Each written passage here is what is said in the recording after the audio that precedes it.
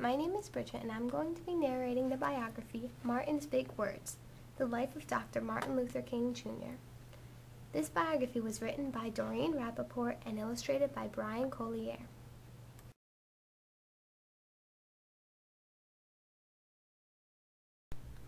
Everywhere in Martin's hometown, he saw the signs, "White Only." His mother said these signs were in all southern cities and towns in the United States. Every time Martin read the words, he felt bad, until he remembered what his mother told him. "You are as good as anyone." In church, Martin sang hymns. He read from the Bible.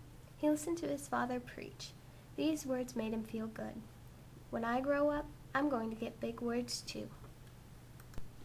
Martin grew up. He became a minister like his father, and he used the big words he had heard as a child from his parents and from the Bible. Everyone can be great. He studied the teaching of Mahatma Gandhi. He learned how the Indian nation won freedom without ever firing a gun. Martin said love when others said hate. Hate cannot drive out hate. Only love can do that. He said together when others said separate. He said peace when others said war. Sooner or later, all the people of the world will have to discover a way to live together.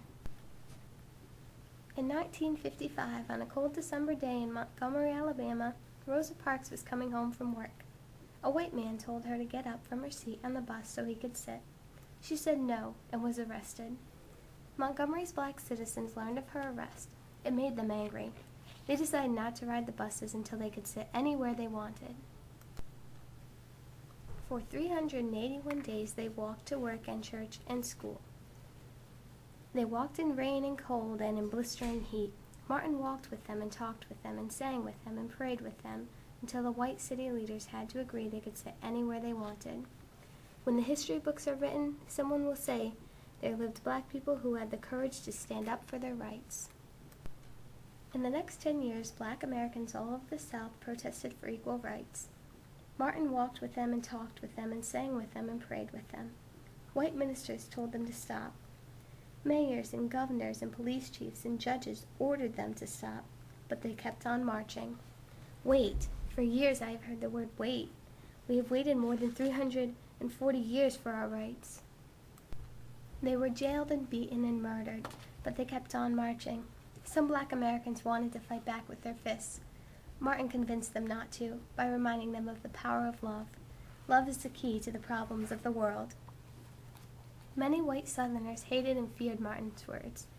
A few threatened to kill him and his family. His house was bombed. His brother's house was bombed, but he refused to stop. Remember, if I am stopped, this movement will not be stopped, because God is with this movement. The marches continued. More and more Americans listened to Martin's words. He shared his dreams and filled them with hope. I have a dream that one day in Alabama, little black boys and black girls will join hands with little white boys and white girls as sisters and brothers.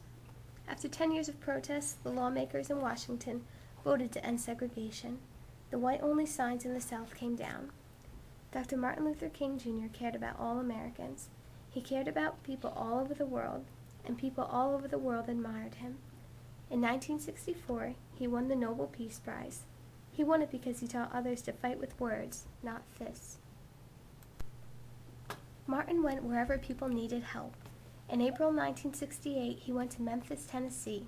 He went to help garbage collectors who were on strike. He walked with them and talked with them and sang with them and prayed with them. On his second day there, he was shot. He died.